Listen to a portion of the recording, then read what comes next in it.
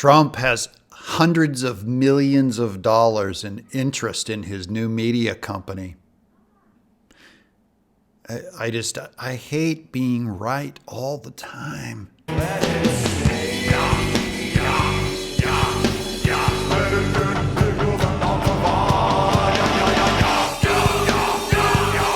Mostly, I just want Trump to have a giant media company because everyone wants him to be quiet.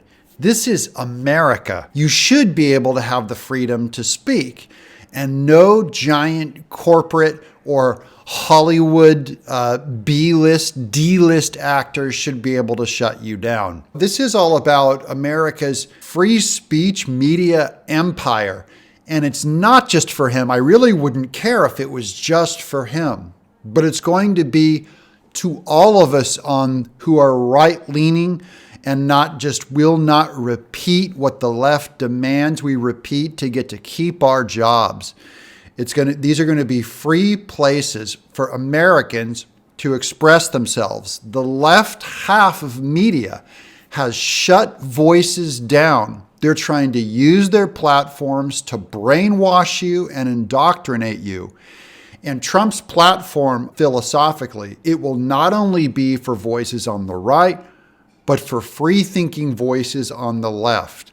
They will not shut you down for what you say, even political dissent. Here I am on the Washington Examiner. Trump courts billionaire backers as he plans conservative-friendly social media platform. Former President Trump has told friends he has hundreds of millions of dollars in backing for a new social media venture that would give him an online presence and protect conservatives from being shut down online. Two sources familiar with discussions said investors include Silicon Valley figures motivated by fears of censorship and online cancel culture. It wouldn't surprise me if there was a lot of classic-minded liberals in this group of investors, even over in Silicon Valley, because they're actually seeing the danger of the Mark Zuckerbergs and the YouTubes and the Twitters of the world shutting down fellow companies like Parler.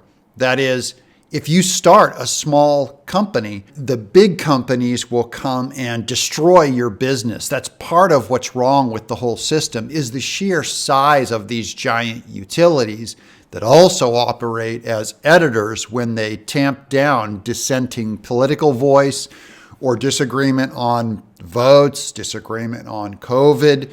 It goes across the board. There's going to be value in Trump's brand because it's going to represent freedom. At the time, Trump said, "We've been negotiating with various other sites and we'll have a big announcement soon, while we also look at the possibilities of building out our own platform in the near future." Trump is going into media. Get used to it. That's where he came from. He's going back to it. I don't know if he's going to get back into politics as far as running. I know he's going to influence every election, and that's the real key to these social media platforms. He's working with Kevin McCarthy, who's already visited Mar-a-Lago, and he is going to be the biggest influence on 2022 and 2024.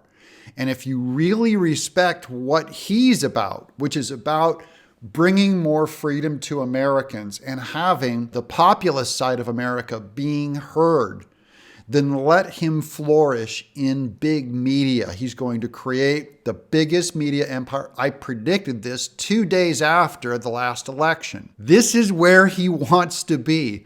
This is where he's the most comfortable. And most of all, if you listen to the liberals, this is where Trump has the most power to tell the truth and influence America through politics.